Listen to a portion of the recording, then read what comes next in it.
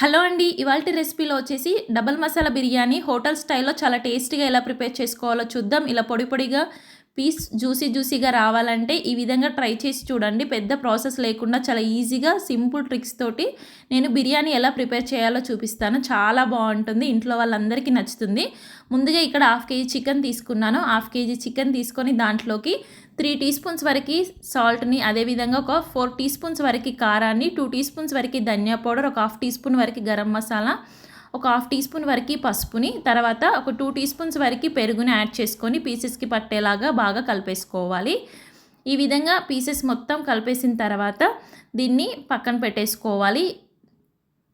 ఇక్కడ నేను half KG chicken తోటి రెడీ చేస్తున్నాను. ఈ విధంగా మొత్తం మిక్స్ చేసుకున్న తర్వాత ఇప్పుడు దీంట్లోకి ఫ్రైడ్ ఆనియన్స్ని వేసుకోవాలి. తర్వాత కొంచెం పచ్చిమిర్చిని యాడ్ చేసుకోవాలి. కొంచెం కొత్తిమీర పుదీనాను వేసుకోవాలి. తర్వాత ఆయిల్ని యాడ్ చేసుకోవాలి. ఒక 2 టీ స్పూన్స్ వరకు వీటన్నిటిని బాగా మిక్స్ చేసుకోవాలి. తర్వాత దీంట్లోకి ఒక 1 టీ స్పూన్ వరకు అల్లం వెల్లుల్లి పేస్ట్ని ఫ్రెష్గా రెడీ చేసుకొని వేసుకోవాలి. ఫ్లేవర్ చాలా బాగుంటుంది. ఈ విధంగా మొత్తం మిక్స్ చేసుకున్న తర్వాత దీన్ని పక్కన పెట్టేసుకొని ఒక హాఫ్ అన్ అవర్ పాటు దీన్ని ఫ్రిడ్జ్లో పెట్టేసుకోవాలి. తర్వాత స్టవ్ పై ఒక బౌల్ పెట్టేసుకొని ఈ చికెన్ని అందులోకి యాడ్ చేసుకోవాలి.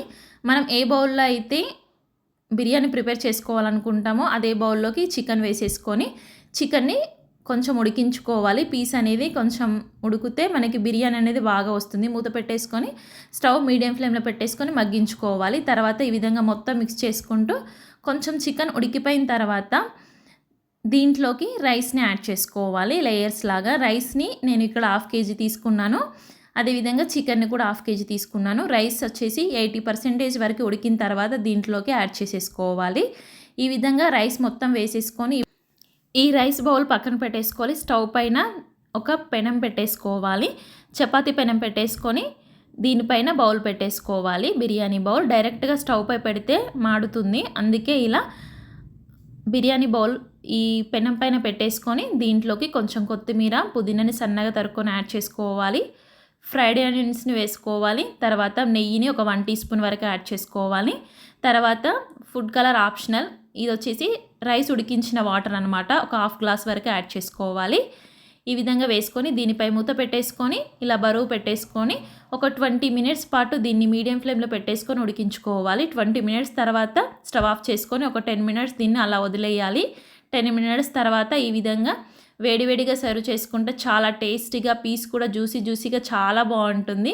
మీ ఇంట్లో వాళ్ళందరికీ బాగా నచ్చుతుంది. చూసారు కదా ఫ్రెండ్స్, డబల్ మసాలా బిర్యానీ చాలా సింపుల్గా ఈజీగా ఎలా ప్రిపేర్ చేసుకోవాలో.